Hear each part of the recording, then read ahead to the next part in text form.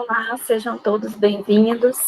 Esse é o canal da União Espírita Cristã de Vila Velha, Espírito Santo, e hoje nós vamos fazer um estudo sobre a vida de Kardec e seu legado. Para a gente começar o nosso estudo de hoje, antes de começar, eu vou fazer uma leitura do livro Fonte Viva pelo Espírito Emmanuel, e a lição é a de número 138. O justo remédio. Quanto, porém, à caridade fraternal, não necessitais que vos escreva, porque já vós mesmos estáis instruído por Deus que vos ameis uns aos outros. Está em Paulo, 1 Tessalonicense, capítulo 4, versículo 9. Em sua missão de consolador, recebe o Espiritismo milhares de consultas partidas de almas ansiosas que imploram socorro e solução para diversos problemas. Aqui é um pai que não compreende e confia-se a sistemas cruéis de educação. Ali é um filho rebelde, ingrato, que foge à beleza do entendimento. Acolá é um amigo fascinado pelas aparências do mundo e que abandona os compromissos com o ideal superior. Além, é um irmão que se nega ao concurso fraterno. Noutra parte, é o cônjuge que deserta do lar.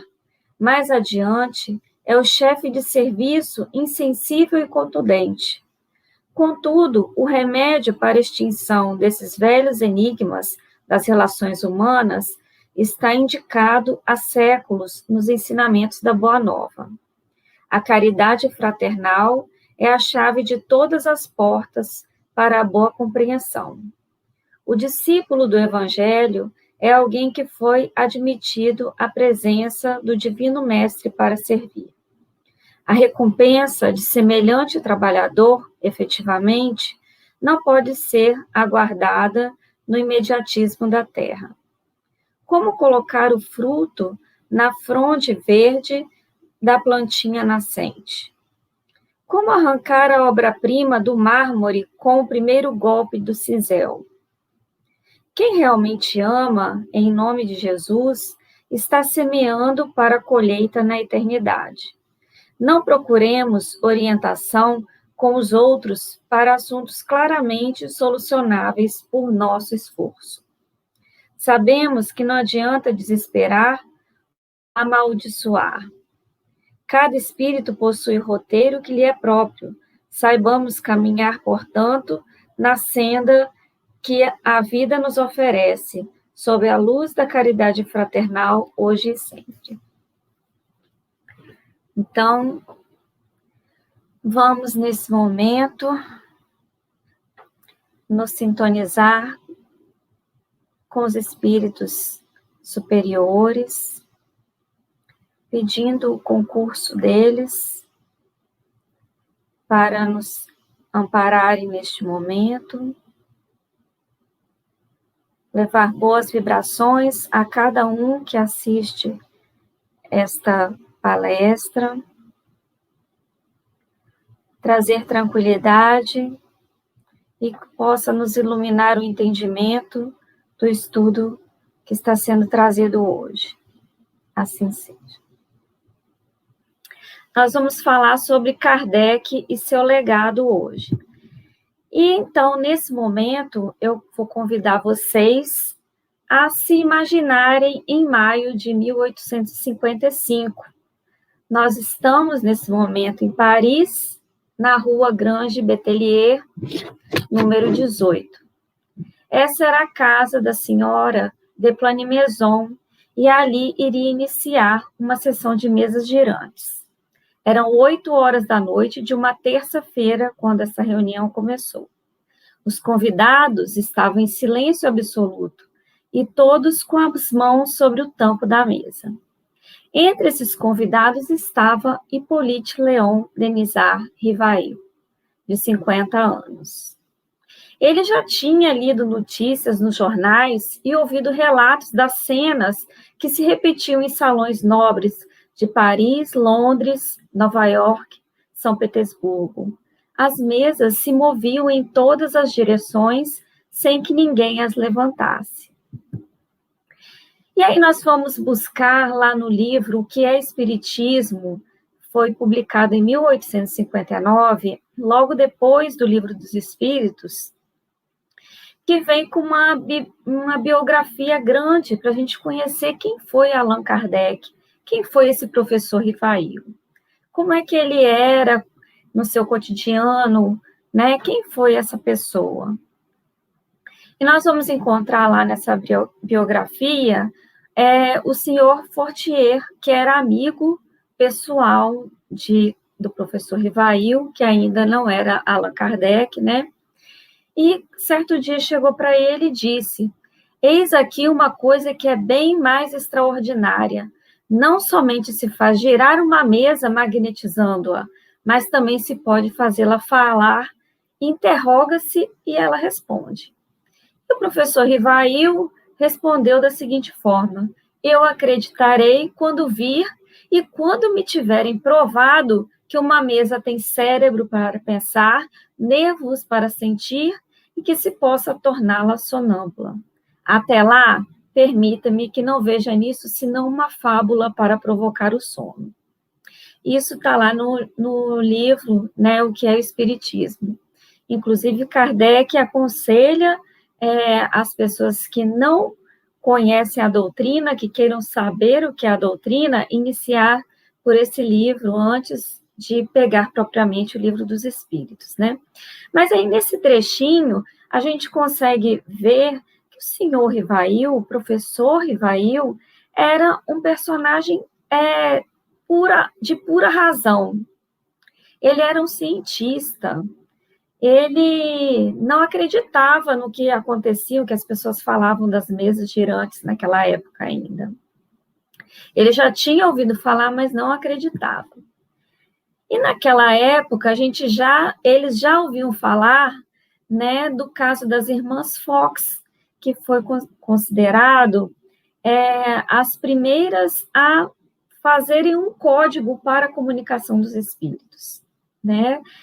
Isso ocorreu em Hydesville em 1848, portanto, antes de Kardec começar os estudos propriamente que ele vinha fazendo sobre o espiritismo, né? Então, as irmãs Fox, quando se mudaram para uma casa, estabeleceram um código de comunicação com um espírito que fazia umas batidas na casa. Então, a partir dali, elas começaram digamos assim, a fazer perguntas e os espíritos responderem. Lá no livro Obras Póstumas, eu vou ler vários trechinhos aqui que a gente vai entender quem é essa personalidade de Kardec. Ele mesmo vai contar como foi o conhecimento dele, a chegada até ele começar a desenvolver as perguntas e procurando as respostas, né, para o Livro dos Espíritos. E ele começa assim: eu estava, pois, diante de um fato inexplicado, aparentemente contrário às leis da natureza, e que a minha razão repelia. Ainda nada vira nem observara. As experiências realizadas em presença de pessoas honradas e dignas de fé confirmavam a minha opinião quanto à possibilidade do efeito puramente material. A ideia, porém, de uma mesa falante ainda não me entrara na mente.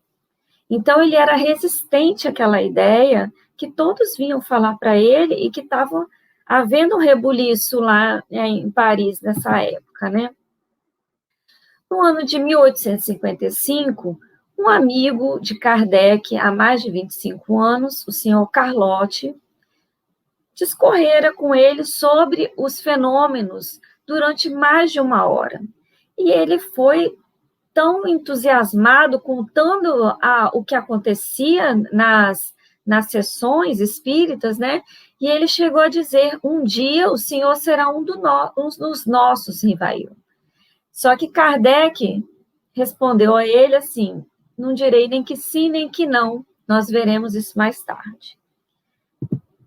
E aí, passado algum tempo, No mês de maio de 1855, Kardec diz que foi à casa da sonâmbula senhora Roger, em companhia do senhor Fortier, seu magnetizador. Naquela época, se falava muito do magnetismo, né? E Kardec chegou a experimentar os efeitos do magnetismo, que eu vou falar um pouquinho mais na frente. Mas aí, na casa da senhora Roger, ele encontra o senhor Partier e a senhora Planimaison, que começam a contar daqueles fenômenos e falaram a mesma coisa que o senhor Carlotti tinha falado com ele, mas num tom mais sério, mais comedido. Então, como eles falaram de uma forma mais séria com ele, ele ficou mais interessado. E a senhora Planimaison convidou a ele a participar de uma sessão que aconteceria na casa dela, né? E ele aceitou de pronto. Foi aí que, pela primeira vez, presenciei o fenômeno das mesas que giravam, saltavam e corriam em condições tais que não deixavam lugar para qualquer dúvida. Então, Kardec começa aí a despertar, né, a aguçar ali naquele momento o que estava acontecendo, né? Ele começou a se fazer perguntas, e essas perguntas são muito bem colocadas nos Espíritos, quanto no livro Obras Póstumas. E aí ele continua, numa das reuniões da senhora Planimaison, travei conhecimento com a família Baldin, que residia, então, à rua Rochecoart. O senhor Baldin me convidou para assistir às sessões semanais que se realizavam em sua casa, a qual me tornei assíduo. As médiums, que as filhas do senhor Baldin, elas escreviam numa ardósia com auxílio de uma cesta chamada carrapeta, e que ela também está escrita lá no livro dos médiuns. É essa figurinha que eu estou mostrando aí. A cesta com um lápis no meio e as duas irmãs com a ponta dos dedos, uma de um lado, outra do outro. Então, para realizar esse processo, precisaria de 2 pessoas. E Kardec foi excluindo várias hipóteses que ele tinha para poder falar o que estava acontecendo com aquele fenômeno. Lá no Livro dos Espíritos, ele fala, na introdução, as diversas hipóteses. Ele achava que poderia ser o magnetismo, que podia ser a eletricidade dos corpos ali. Ele deu várias explicações, inclusive charlatanismo. Ele investigou tudo. Ele olhou, claro que discretamente, se haviam fios escondidos, né, nylons escondidos, para ver se não haveria a possibilidade de fraude realmente. E ele conta que eram geralmente frívolos os assuntos que eram tratados nessas reuniões, que eram mais para divertimento de todos que estavam ali. Nessas reuniões específicas, quem se apresentava era o espírito Zéfiro, e ele sempre era engraçado, conforme até o seu nome, Kardec coloca, né, que o nome dele estava em acorde com o seu caráter e com o da reunião, que ele achou engraçado aquele nome que o espírito deu. Mas, no entanto, ele mesmo conta que esse espírito se dizia protetor da família, que ele frequentava ali as sessões. Ele, ao mesmo tempo que fazia rir, ele também dava bons conselhos, né, para aquela família. Ele não era um espírito muito adiantado, porém, mais tarde, assistido por espíritos superiores, me auxiliou nos meus trabalhos. Isso Kardec falando. Depois de um tempo, disse que iria reencarnar e dele não se ouviu mais falar. Foi nessas sessões que comecei os meus estudos sérios de espiritismo, conta Kardec. Apliquei essa nova ciência como fizera até então o método experimental. Dos efeitos, procurava remontar as causas, por dedução e pelo encadeamento lógico dos fatos, não admitindo por válida uma explicação, senão quando resolvia todas as dificuldades da questão. Compreendi, antes de tudo, a gravidade da exploração que iria empreender. Então, ele entendia que aquele estudo ali tinha uma consequência muito grande que ele iria sofrer depois, né? Tanto de ser questionado com perguntas, como aconteceu, né? Pessoas que realmente não acreditavam, outras que tentavam desmascarar de todo jeito, e inclusive outros que faziam acontecer por puro charlatanismo. Um dos primeiros resultados que colhi das observações foi que os espíritos, nada mais sendo do que a alma dos homens, não possuíam nem a plena sabedoria, nem a ciência integral. Então, isso foi uma coisa muito importante que Kardec desvendou ali, porque nem tudo que os espíritos falavam ele poderia levar em consideração. Que o grau de saber de que dispunha se circunscrevia ao grau que haviam alcançado de adiantamento. Então, ele fala, reconhecida de um princípio, esta verdade me preservou do grave escolho de crer na infalibilidade dos espíritos. Que os espíritos são falíveis, são almas de pessoas que viveram aqui. E ele conta que isso impediu de formular teorias prematuras, tendo por base o que fora dito por um ou alguns deles. O simples fato da comunicação com os espíritos, dissessem eles o que dissessem, provava a existência no mundo invisível ambiente. Então, Kardec, qualquer coisa que aqueles espíritos dissessem ali, não importa se era verdade ou não, isso já provava uma coisa, que existia um mundo espiritual. Então, Kardec ele foi extremamente criterioso.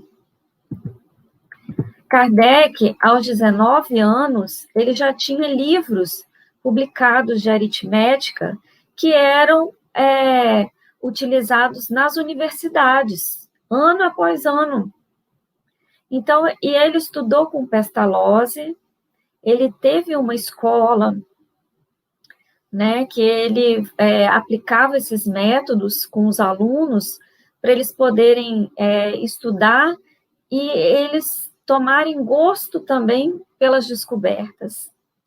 Então, ele foi fundamental para essa pesquisa da nossa doutrina. Nada acontece por acaso, né? Então, nós vamos lá na residência da senhora Planimaison, onde Kardec foi convidado, né, para fazer as observações dele naquela sessão das mesas girantes.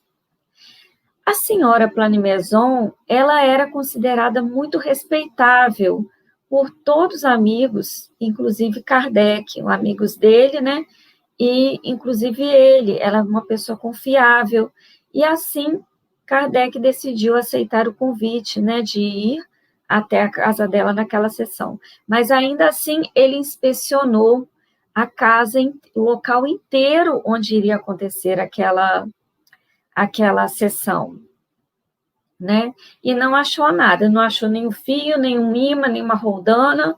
E aí a Madame Planimaison pediu a todos que se concentrassem e fez uma breve prece. Enquanto ela fazia aquela prece, logo depois ficou um silêncio absoluto. Kardec já estava incomodado com aquilo que não acontecia nada, ele estava muito ansioso, né, para poder fazer aquelas observações e tentar desvendar o que estava acontecendo. Ele já se planejava sair, porque ele iria dar aula no outro dia, quando começou a ouvir os estalidos das mesas. e pela primeira vez ele presenciou ali o movimento das mesas girantes. Eles estavam sentados em círculos de mãos dadas e o professor, a partir dali, começou a levantar diversas hipóteses para justificar aquele movimento das mesas. Na casa da senhora Plagmaison, ninguém cobrava ingresso nem pedia doações. Aquele espetáculo ali era gratuito e podia participar quem quisesse, desde que fosse convidado ou que pedisse permissão para estar participando, né?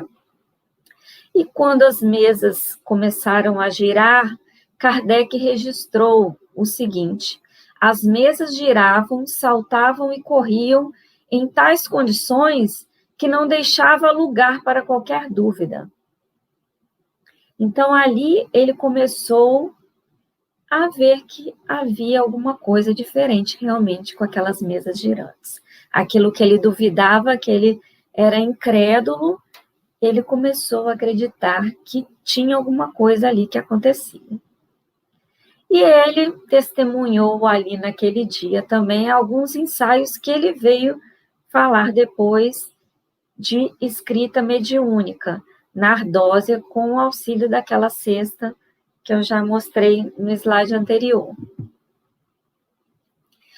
Daquele momento em diante, a vida do professor Rivail estava prestes a se transformar radicalmente. O professor conciliava o ofício da educação com o ofício de contador para ele sobreviver. E daí ele passou também a dar mais atenção ao invisível. E ao seu lado sempre sua companheira Amélie Gabrielle Boudet. Amélie era companheira há 23 anos de Kardec, quando ele começou os estudos do Espiritismo, né? Ela vinha de uma família de boas condições financeiras, o pai de Kardec também tinha boas condições financeiras, e a Amélie era professora de letras e belas artes, e também já tinha publicado 3 livros antes de conhecer o professor Rivail. Ela era muito sorridente, muito alegre, e o professor chamava a Amélie de Gabi. No dia 6 de fevereiro de 1832, foi quando eles se casaram numa cerimônia civil. Rivail e o magnetismo. Então, como eu falei ali atrás, Rivail começou a comparar aqueles fenômenos com o que acontecia com o magnetismo. Ele já vinha estudando o magnetismo há 3 décadas, e o magnetismo tinha sido descoberto na época, né, pelo médico alemão Franz Anton Mesmer. E além de Mesmer, Rivail também conhecia os efeitos do magnetismo pelo que os acontecidos com o Marquês de Puységur e o Barão do Poté, que também eram adeptos do magnetismo. Naquelas sessões à meia luz na casa da Madame Plagmaison, Rivail achava que havia alguma coisa de fluido magnético ali envolvendo aquelas mesas, né, os fluidos das pessoas ali presentes, tudo isso ele coloca muito bem colocado lá na introdução do Livro dos Espíritos. O próprio Rivail, ele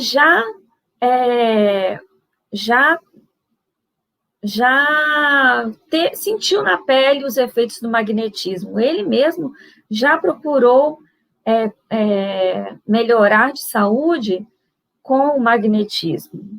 Certa vez ele teve um problema na vista e parou quase que de enxergar, ele não conseguia nem mais ler nem escrever. Então, ele procurou um médico, fez um monte de exames, e o médico especialista falou que ele tinha amaurose, com um comprometimento irreversível do nervo óptico.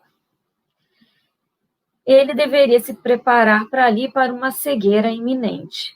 Só que ele não ficou satisfeito com esse diagnóstico e foi procurar uma segunda opinião. Em vez dele procurar um médico, ele procurou um estudioso do espiritismo,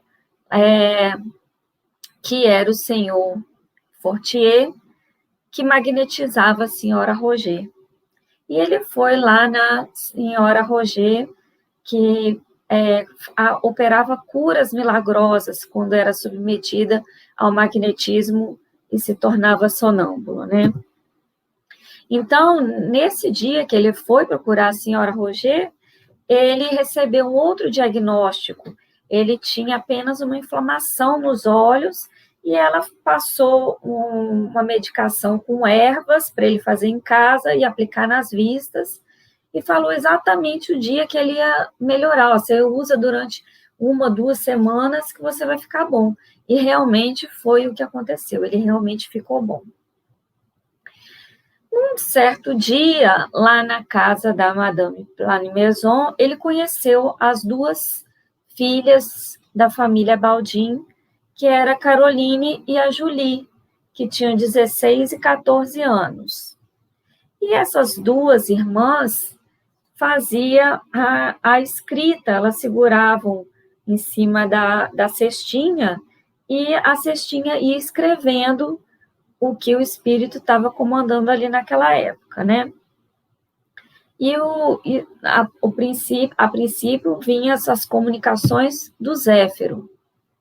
Só que uma certa noite, o Zéfiro deu uma comunicação especial para Kardec naquele dia, no qual ele dizia, entre tantas coisas que ele colocou ali, disse que tinha conhecido ele muitas existências anteriores, na época dos druidas, quando eles viviam juntos na Gália.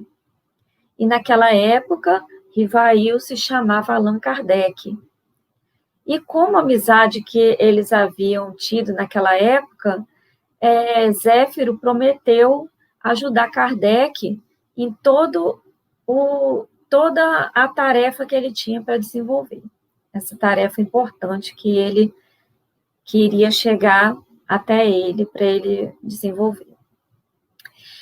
Então, como antes do seu notável trabalho, como ele tinha um nome, né, como pesquisador, né, com pesquisa científica, com livros que eram utilizados em universidades, naquele momento ele decidiu separar e mudar o nome dele.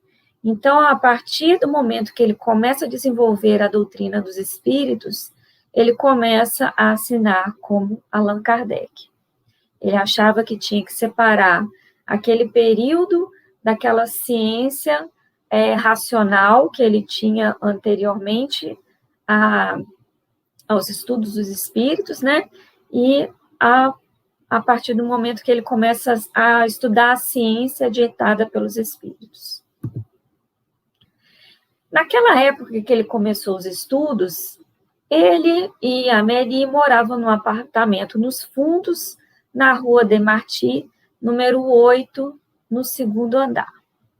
Uma determinada noite, enquanto ele passava a limpo as observações dele, Rivail foi surpreendido com uma série de pancadas na parede. E ele, no começo, não deu muita atenção, mas aí as pancadas ficaram insistentes. Toda vez que ele começava a escrever, começava a bater na parede, e as pancadas foram ficando mais fortes. E ele procurou pela casa inteira, chamou a Amélie, eles vasculharam todo o canto e não encontraram nada. Bastava ele começar a escrever, que começava a bateção de novo. E o barulho continuou até meia-noite, quando ele desistiu e foi dormir. Esse mistério seria desvendado no dia seguinte, em uma sessão na casa das irmãs Baldin. O Espírito Verdade, naquele momento, ele aparece naquela sessão para dizer que ele deveria corrigir umas páginas que ele havia escrito.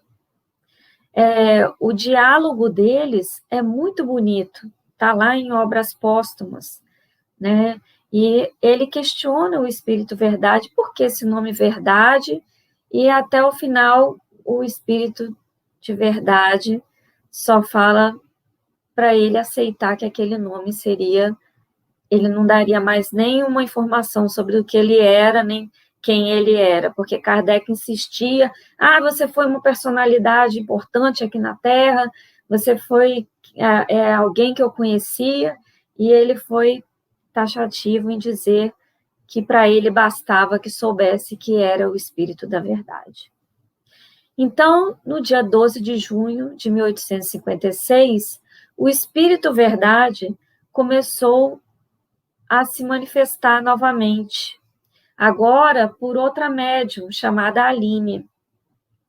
E Rivaio aproveitou para pedir detalhes sobre a missão que ele teria, e ainda estava meio nebulosa, né? E tudo naquela hora ficou mais claro e mais assustador para ele. Caberia a Rivaio organizar e divulgar uma nova doutrina, capaz de revolucionar o pensamento científico, filosófico e religioso. E tanta responsabilidade e tanta honra preocuparam ainda mais o professor. Na manhã do dia 18 de abril de 1857, 1.500 exemplares da obra do Livro dos Espíritos começaram a ser vendidos em Paris, com a chancela do editor Pierre Paul Didier. E em 2 meses, para surpresa de todos, a tiragem já tinha sido toda esgotada. Então, os espectadores dos fenômenos da mesa girantes, naquele momento, encontraram ali naquelas páginas do livro as perguntas e respostas que eles poderiam seguir dali para frente. E o Livro dos Espíritos veio dividido em 3 partes. A doutrina espírita, com 10 capítulos, leis morais, 11 capítulos, esperanças e consolações, 3 capítulos. Lá na introdução do Livro dos Espíritos, nós vamos ver que Kardec coloca o seguinte: para se designarem coisas novas, são precisos termos novos. Por que ele veio falando isso? Porque se falava muito em espiritualismo naquela época, e ele não queria que confundisse, né, o espiritismo com o espiritualismo. E ele deixa bem claro, os vocábulos espiritual, espiritualista e espiritualismo têm acepção bem definida. E ele coloca lá cada uma, né, o que significa cada uma. Quem quer que acredite haver em si alguma coisa mais do que matéria é o espiritualista.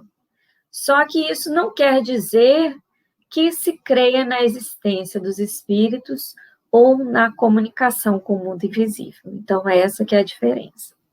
Em vez das palavras espiritual e espiritualismo, empregamos para indicar a crença a que vimos nos referir-nos os termos espírita e espiritismo.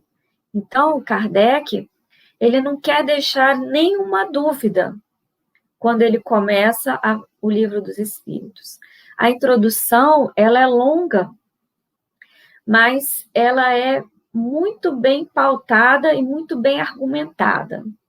Toda a tese, ele coloca o argumento e vai colocando até que a pessoa chega no final para ter um entendimento do que é a doutrina espírita. E ele continua assim: diremos, pois, que a doutrina espírita ou o espiritismo tem por princípio as relações do mundo material com os espíritos ou seres do mundo invisível. Os adeptos do espiritismo são espíritas, ou, se quiserem, espiritistas. Então, ele ainda esclarece, ainda na introdução, alguns pontos principais da doutrina. Eu vou colocar só alguns aqui.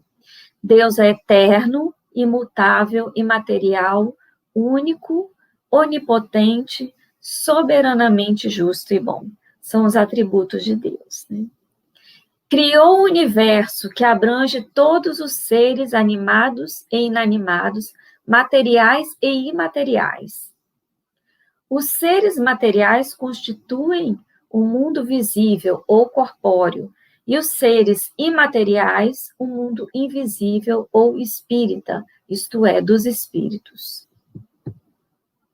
E ele continua: o espírito é um ser real que, em certos casos, se torna apreciável pela vista, pelo ouvido ou pelo tato. Então, aqui ele já começa a dar umas pinceladas do que a gente vai encontrar, né, no Livro dos Espíritos.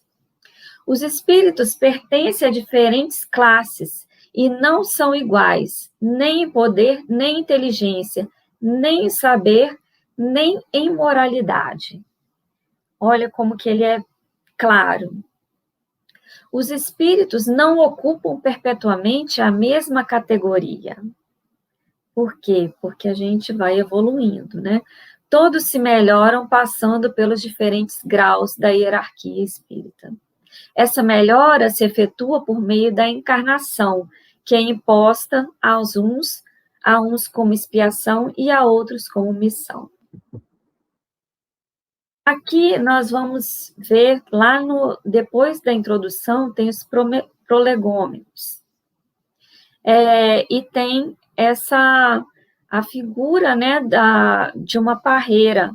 E isso foi instrução dos espíritos para colocar essa parreira como figura, e ele coloca o seguinte, o Espírito Verdade coloca: porás no cabeçalho do livro a cepa que te desenhamos, porque é o emblema do trabalho do Criador. Aí se acham reunidos todos os princípios materiais que melhor podem representar o corpo e o espírito. O corpo é a cepa, o espírito é o licor, a alma ou espírito ligado à matéria é o bago. O homem que intensencia o espírito pelo trabalho, e tu sabes que só mediante o trabalho do corpo o espírito adquire conhecimentos. Está lá na página 70 do Livro dos Espíritos.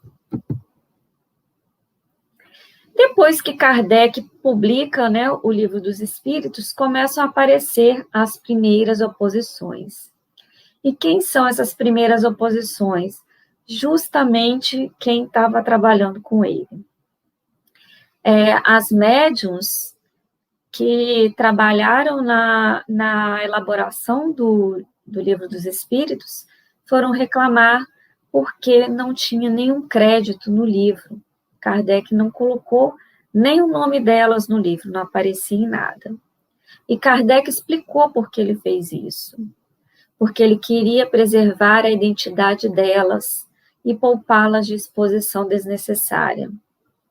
Além disso, ele conta que a autoria deveria ser atribuída aos espíritos e não aos intermediários, que seriam os médiuns, né? Até mesmo para evitar riscos, depois com vaidade, orgulho, né, que poderiam ocasionar em algo muito triste para as médiuns, que foi o que aconteceu com as irmãs Fox, na época que elas começaram a fazer as comunicações, né?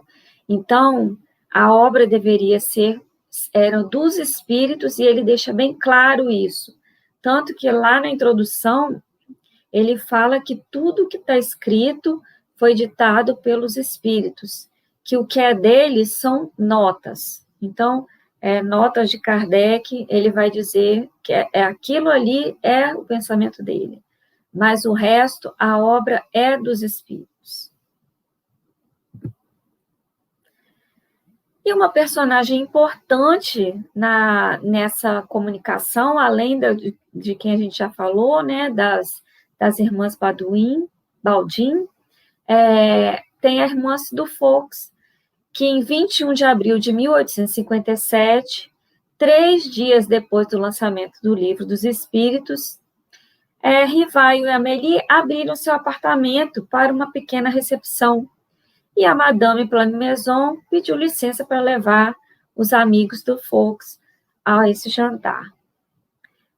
3 dias depois daquele jantar, Kardec foi apresentado a Hermance, que era filha do casal.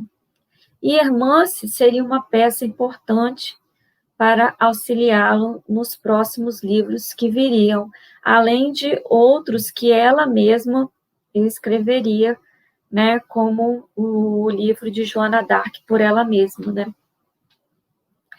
E aí, numa desses dias, né, que Hermance estava ali com Kardec numa sessão, ela recebeu uma mensagem assinada por Luiz e endereçada ao distinto Allan Kardec, com um texto curto, com 2 recomendações sucintas: coragem e cautela na nova missão. Kardec ainda não sabia, mas ele e esse Luiz estariam lado a lado em um novo projeto. Nesse meio tempo, houve a inauguração da Revista Espírita, porque Kardec não achava, ele estava incomodado e não achava que era bastante apenas o Livro dos Espíritos, porque vinham muitas perguntas, muitas mensagens, muitas cartas para ele, né? E de vez em quando Kardec lia a mensagem do Espírito de Verdade sobre a missão dele, que dizia o seguinte: não acredites que se seja bastante publicar um livro, 2, 10, e estarei sossegadamente em tua busca. É necessário que te mostre no conflito. Então, com o sucesso daquele Livro dos Espíritos, né, ele começou a receber aquelas cartas de leitores e por muitas pessoas ele respondia e elas se sentiam acalentadas com as respostas que recebiam. E Kardec resolveu consultar os espíritos se poderia estar inaugurando essa revista, contando perguntas e respostas que ele tirava das próprias reuniões mediúnicas. E houve o consentimento desses espíritos. Então, em 1º de janeiro de 1858, foi impressa a primeira revista espírita sob o título Jornal de Estudos Psicológicos, publicado sob direção de Allan Kardec. Kardec, nessa época, ele passava dificuldades financeiras e quem financiou foi ele mesmo e a Amélie, né, que estava sempre ao seu lado, que ajudou ali a colocar essa tiragem da Revista Espírita e prosseguir com ela.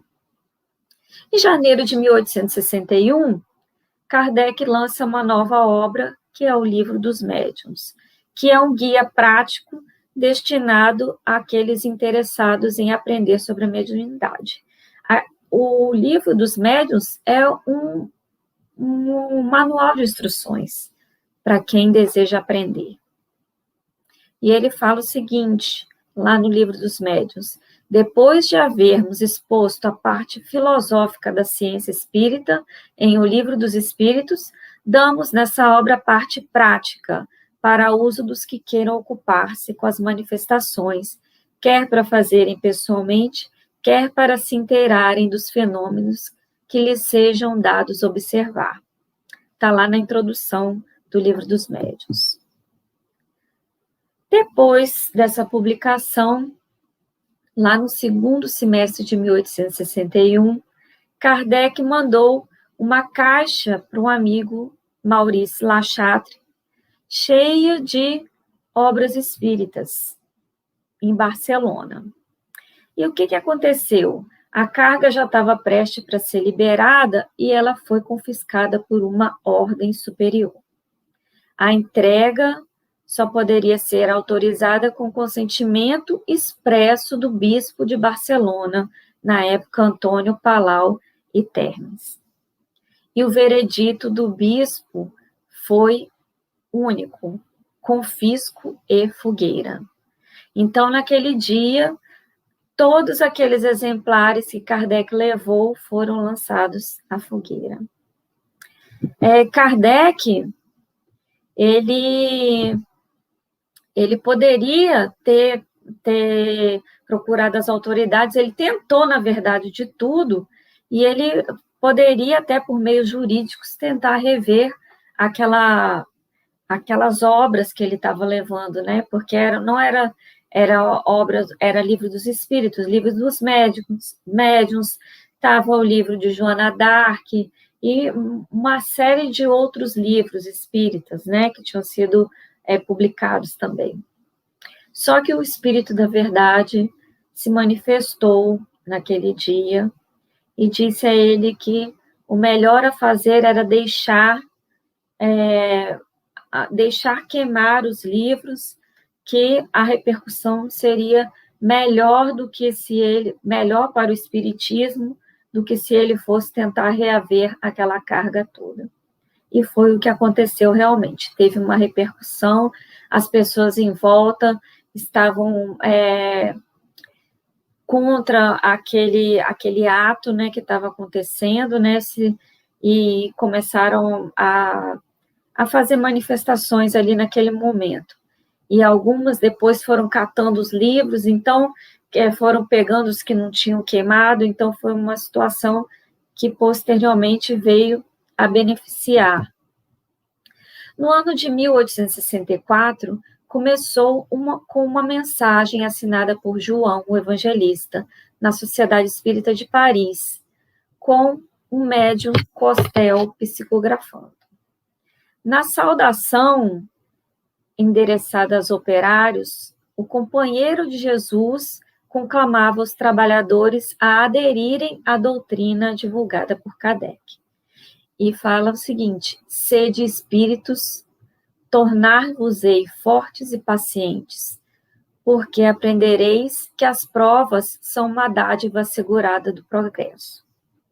Então, nessa época, Kardec estava extremamente cansado, porque ele nem dormia à noite. Eram cartas e cartas.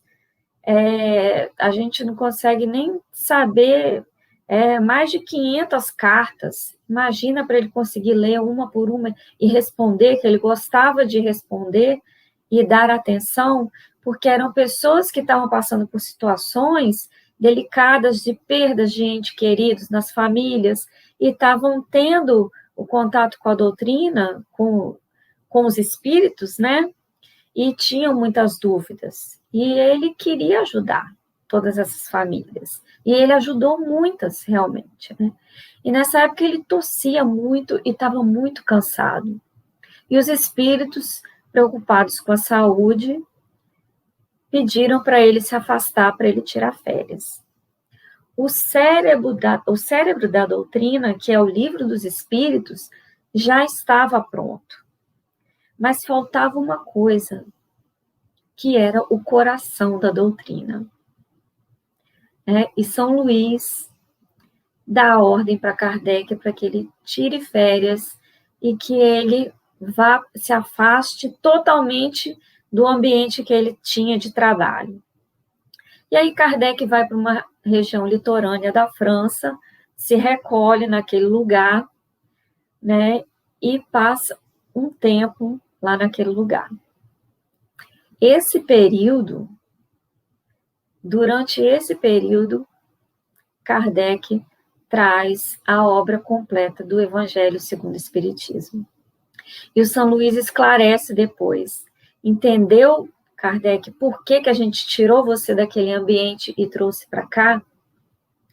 Porque ali, naquele momento, estavam reunidos os evangelistas. Estavam junto com ele e ele precisava se concentrar e estar totalmente disponível para eles. É lindo, né? Se a gente pensar como tudo aconteceu, é muito emocionante, né? E São Luís fala com ele, você está compreendendo agora? E ele entendeu no final, né, o que tinha ocorrido ali naquele período, né? E ele sai com essa obra, né, que iria mudar a nossa história, que é o Evangelho segundo o Espiritismo. Nesse livro, o Evangelho segundo o Espiritismo, tem o capítulo intitulado Cristo Consolador, que é onde está os alicerces fundamentais do Espiritismo, né? Nós temos o livro dos Espíritos como aquela bússola da razão, nossa, né? E a outra, no Livro dos Espíritos, aquela que ilumina o nosso sentimento, ilumina a nossa alma. E em 15 de abril de 1864 foi lançado o Evangelho segundo o Espiritismo. E lá no prefácio tem o seguinte, está escrito: os Espíritos do Senhor espalham-se por toda a superfície da terra e, semelhantes a estrelas cadentes, vêm iluminar os caminhos e abrir os olhos dos cegos. Eu vos digo, em verdade, que são chegados os tempos em que todas as coisas hão de ser restabelecidas no seu verdadeiro sentido, para dissipar as trevas, confundir os orgulhosos e glorificar os justos. Isso foi dito pelo Espírito da Verdade. Né? E lá no Evangelho de João, dentro do Evangelho segundo o Espiritismo, capítulo 14, João registra a promessa que Jesus havia falado sobre o Consolador. E ele fala: se me amais, guardai meus mandamentos, e rogarei a meu Pai, e ele vos dará outro Consolador, a fim de que fique eternamente convosco. O Espírito da Verdade, que o mundo não pode receber, porque não o vê e absolutamente não o conhece. Mas quanto a vós,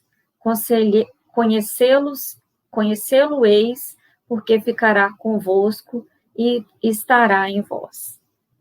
Né? Então, ali ele veio consolidar a doutrina dos Espíritos como esse Consolador prometido. Porque se ele vem para ficar conosco eternamente, não há de ser uma pessoa, né? Então, ele vem esclarecendo, e quem tiver curiosidade, puder dar uma lida nesse capítulo, o João Evangelista vai explicar como é que chegou esse Consolador até nós. Lá em 1º de agosto de 1865, era lançado o 5º livro de Allan Kardec, O Céu e o Inferno, ou Justiça Divina segundo o Espiritismo.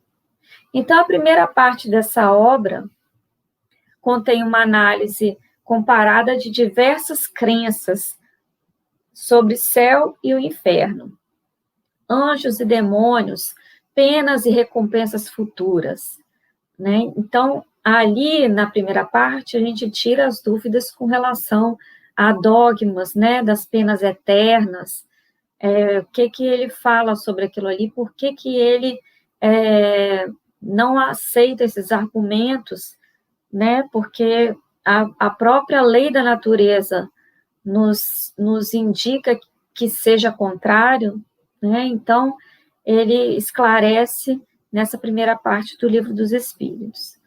E a segunda parte, no Céu e Inferno, né? A segunda parte do Céu e Inferno, ele coloca inúmeros exemplos em apoio à doutrina de espíritos, de comunicação dos espíritos. Então, é uma parte belíssima, que vem com testemunhos de espíritos falando como eles foram aqui na Terra, o que fizeram, como eles estão lá do outro lado, e cada um tem uma particularidade. Então, é muito, muito interessante também, quem quiser dar uma lida com calma, é uma boa leitura, né, que são exemplos que nos ajudam a seguir uma vida mais digna e mais correta. Em 6 de janeiro de 1868, outra obra lançada, a Gênese, os milagres e as predições, segundo o Espiritismo. Então, lá no prefácio da Gênese, ele já fala: a doutrina espírita é resultado do ensino coletivo e concordante dos espíritos. Então, ali, ele fecha que aquela doutrina espírita não é de Allan Kardec, não é das médiuns que auxiliaram, é dos espíritos. A ciência é chamada a constituir a Gênese segundo as leis da natureza. Deus prova sua grandeza e seu poder pela imutabilidade de suas leis e não pela suspensão. Para Deus, o passado e o futuro são o presente. E ele ainda coloca, reforça, né, outros conceitos que estão lá no Livro dos Espíritos, né? Pelo Espiritismo, finalmente o homem soube de onde veio, para onde vai, por que está na Terra e por que é submetido a tantas provas e dores. Está tudo explicado. A alma progride incessantemente através de uma série de existências sucessivas, até que tenha atingido o grau de perfeição que pode aproximá-la de Deus. E lá no capítulo 18, eu trouxe rapidamente, eu vou falar aqui, porque vai falar dos tempos e da nova geração, que é o que a gente está vivendo hoje, né? Nosso querido Givaldo já veio falar da nossa transição que está acelerada, né, nesse momento. E em várias outras comunicações, a gente recebe também falando que a gente está num período de transição planetária. E aqui, no capítulo 18, ele vem falar exatamente desse período. São chegados os tempos, dizem-nos de todas as partes, marcados por Deus, em que grandes acontecimentos se vão dar para a regeneração da humanidade. Em que sentido se deve entender essas palavras proféticas? Né? Ele já coloca a pergunta ali, a afirmação, e Kardec faz a pergunta. Tudo na criação é harmonia, tudo revela uma providência que não se desmente nem nas menores nem nas maiores coisas. Diremos que o nosso globo, como tudo que existe, está submetido à lei do progresso, que está lá no Livro dos Espíritos, né, que é uma das leis das leis divinas. Então, a gente progride fisicamente pela transformação dos elementos, né, o planeta progride pela transformação dos elementos e progride moralmente pela depuração dos espíritos encarnados e desencarnados que o povoam. Então, o interessante é que a reforma que nos é chamada nesse período, que está lá nesse capítulo 18, é a nossa reforma moral. Então, ele continua, moralmente a humanidade progride pelo desenvolvimento da inteligência, do senso moral e do abrandamento dos costumes. E ele continua também, em outro trecho, na página 358, ainda no mesmo capítulo, item 6, nesses tempos, porém, não se trata de uma mudança parcial, de uma renovação limitada a certa região ou a um povo, a uma raça. Trata-se de um movimento universal a operar-se no sentido do progresso moral. Então, não é uma coisa que vai acontecer no Brasil, ou no Japão, nos Estados Unidos, ou na África. Não, é um movimento global. É um desses períodos de transformação, ou se preferirem, de crescimento moral, que ora chega à humanidade. Está lá no item 14. E no item 19, ele coloca de novo, somente o progresso moral pode assegurar aos homens a felicidade na terra, refreando as paixões más. Então, para a gente chegar ao nosso final do nosso estudo, né?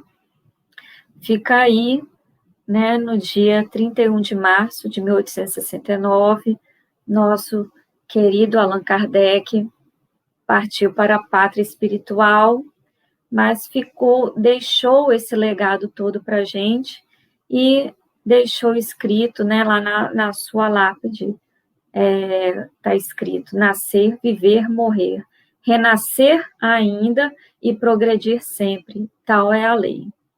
Então, essa frase é de Allan Kardec, que nada mais, nada menos do que resume, né, toda a doutrina espírita. E para a gente finalizar, eu vou colocar aqui uma música que foi feita em homenagem a Kardec, que foi tocada pela equipe da juventude da Comunidade Espírita Esperança, fizeram especialmente para essa palestra hoje, e logo em seguida eu vou fazer a prece. Meu nome é Thales de Souza, eu sou da equipe SER, que é a equipe de música da Mocidade do Esperança, e vou cantar uma musiquinha para vocês e espero que vocês gostem. Vamos lá?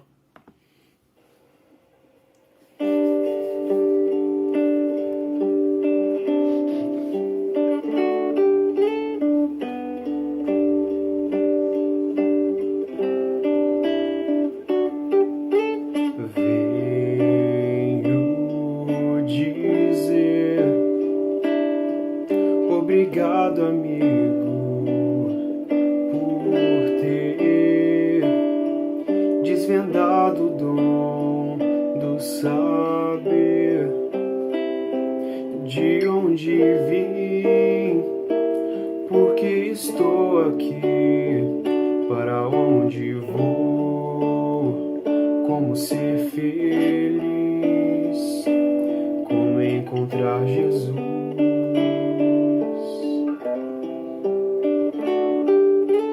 Com seu trabalho, hoje temos o Consolador, que nos trouxe o Cristo redivivo, e a nossa fé hoje é raciocinada. Não há mais nada do que temer, apenas caminhar.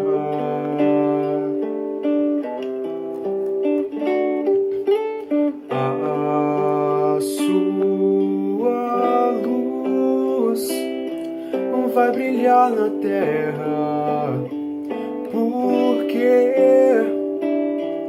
a verdade encerra, e assim digo, Kardec, obrigado pelo Espiritismo, por ter renunciado, pelo Espiritismo e a vida dedicado ao Espiritismo.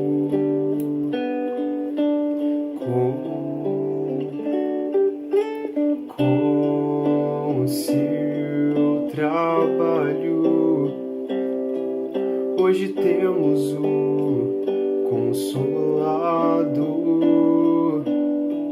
que nos trouxe o Cristo redivivo, e a nossa fé hoje é raciocinada.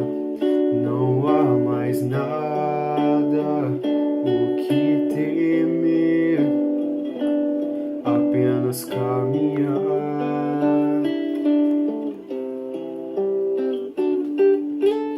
A sua luz vai brilhar na terra, porque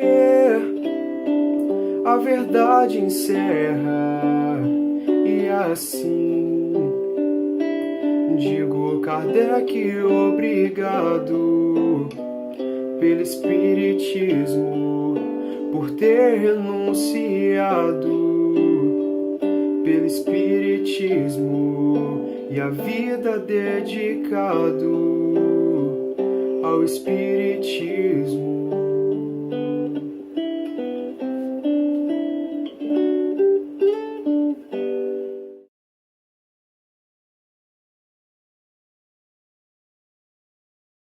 Embalados nessa música que nos acalma o coração, vamos agradecer a Deus, nosso Pai, pela oportunidade de estarmos aqui, por termos recebido essa doutrina maravilhosa que nos esclarece o modo de melhorarmos a cada dia. Agradecemos a Kardec por ter feito esse trabalho incansavelmente, cumprindo a sua missão e deixando para nós todo esse legado maravilhoso que dispomos para estudo e melhora nossa. Que os espíritos superiores possam abençoar a cada lar que está nos assistindo neste momento, levando paz, harmonia, alegria para dentro desses lares, e que nossas vibrações possam alcançar tantos lares necessitados de toda essa vibração de amor e paz. Deus, Pai querido, esteja conosco hoje e sempre. Assim seja.